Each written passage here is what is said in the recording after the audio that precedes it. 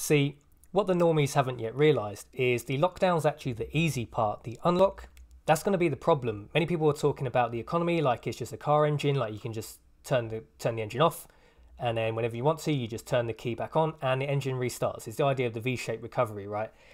I think the V-shaped recovery is highly unlikely. What's probably a better analogy is going down the motorway at 70 miles an hour.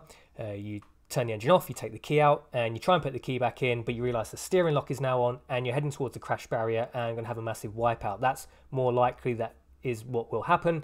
Now, the steering lock coming on, that was an unintended consequence that most people probably wouldn't have foresaw happening. Now, we need to look at the unintended consequences, or the things people aren't foreseeing happening to the economy, because that really will dictate whether we crash into the crash barrier or not. I think the V-shaped recovery is highly unlikely. I mean, this recession is pretty much overdue anyway.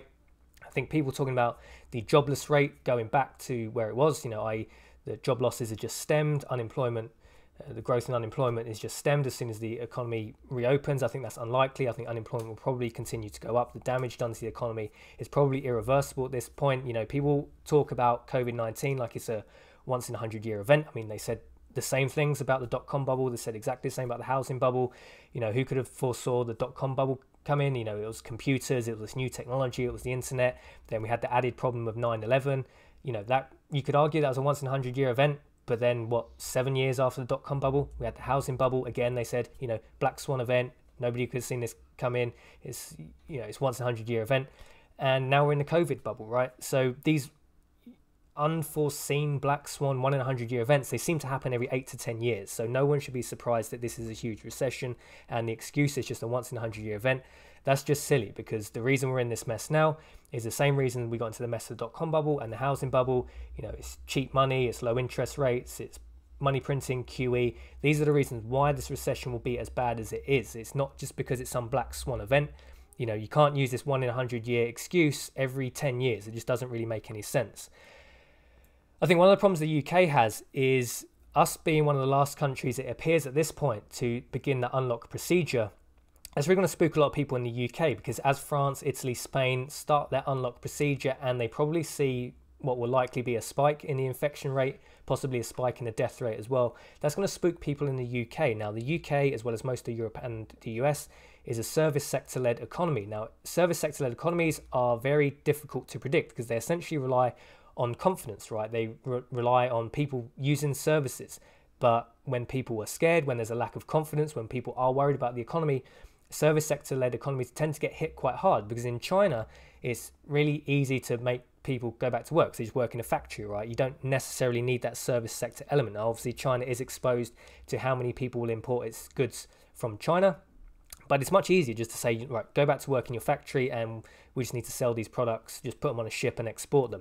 It's much easier to do that than a more complicated dynamic economy like the West has with the service sector. It really relies on confidence. And if people are panicking about what they're seeing in France, in Italy, as the infection rates spike back up again, as the unlock ends, a service sector economy is very vulnerable to that. Obviously in the UK, pretty much the jewel in the crown of the UK economy, for right or wrong, either way, but it is the financial service sector. Now, obviously, City of London, Canary Wharf, it obviously is a good income generator for the UK, but that really is susceptible, right? Because I think Barclays came up last week saying, and they're not even too sure when, if ever, some people will be going back to work, because they talked about things like Barclays Tower, HSB Tower, Canary Wharf.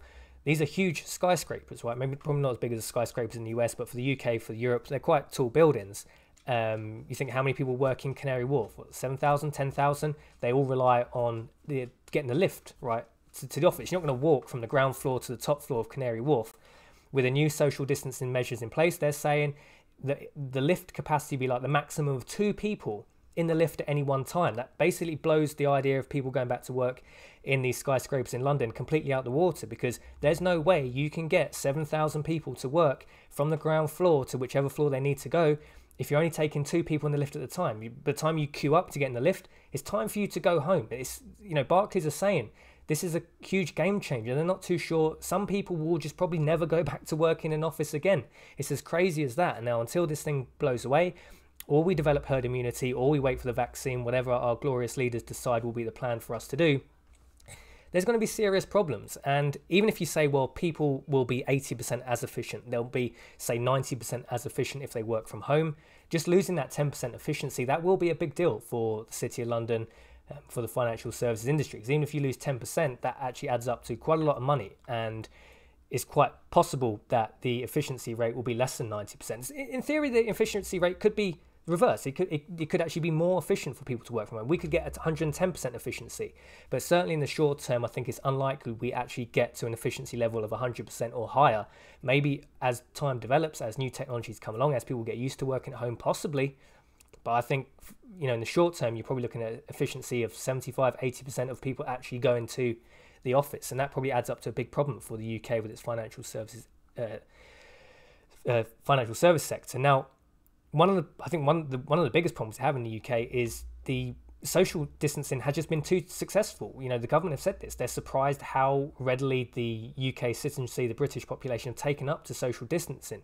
It really does seem that when the unlock happens, there's going to be a lot of people. I see these, messages from the Facebook groups, mums calling for the schools to remain closed because, little Jimmy can't possibly get COVID-19 when there's almost zero reported cases of, under whatever 13s, 14s, having any real bad cases of it. Maybe there's one, maybe there's two. I'm sure you can pull one out of the media, but it's like 0.001% maybe, right? So, but little Jimmy doesn't want to take that risk. So we're certainly going to bounce back as quickly as people think. Supply chain shocks, Milton Friedman had the famous story of the pencil. So the Milton Friedman story about the pencil, essentially no one in the world fully knows how to manufacture a pencil because the supply chain, the various inputs of knowledge to produce a pencil are immense. You have to go from the person that took the right tree sapling at the right time to plant it in the right woods under the right weather conditions in the right place. Then a lumberjack had to come and fell the tree, picking the right tree at the right age, and it went to a factory, it was cut up.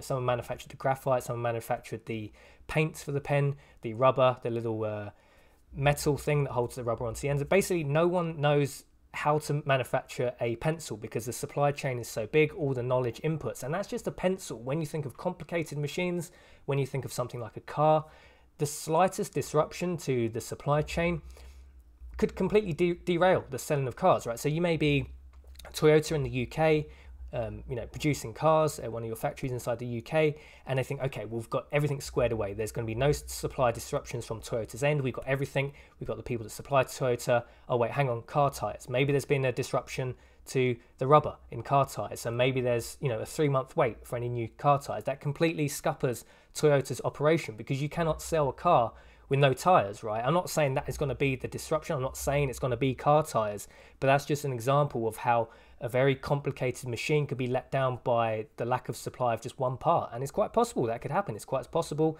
that, a very complicated machine could just be let down by something as simple as car tires. Now, I think it's going to be a very serious problem, the supply chain disruptions, and we don't know. We've never done this experiment before. We've never tried to turn off complex economies and then just restart them. We've never run this experiment before. It probably could be very, very bad. Maybe it could go better than anybody could possibly predicted. Maybe there'll be almost nothing, but I think that's a very optimistic viewpoint. I think we should be expecting there to be a lot of things that we don't even anticipate at this point of rearing their head and probably being quite profound problems as the time goes on.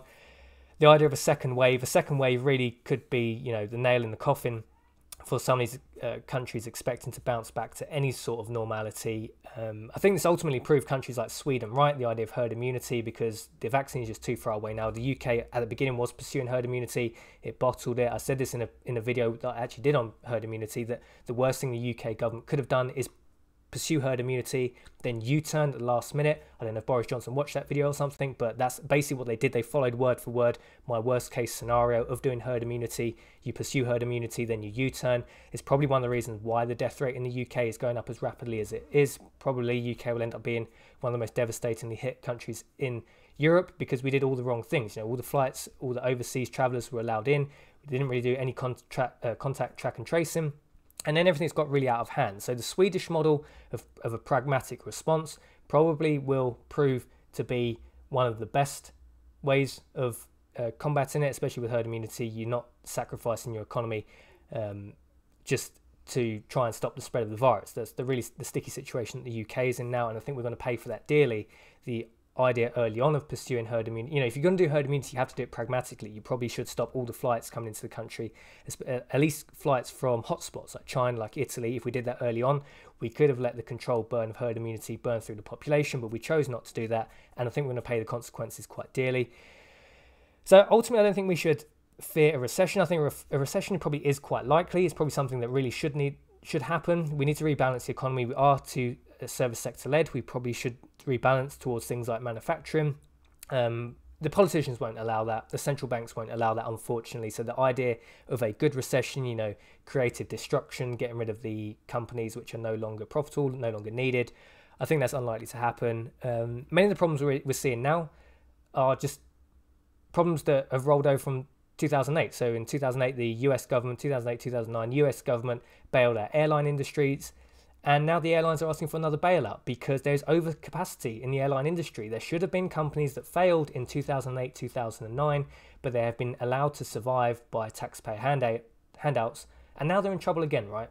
Now they're in trouble again. So if we had seen more creative destruction, if we had seen more airlines go bankrupt after 2008, 2009, we probably wouldn't see this many airlines going cap in hand to the governments asking for bailouts again.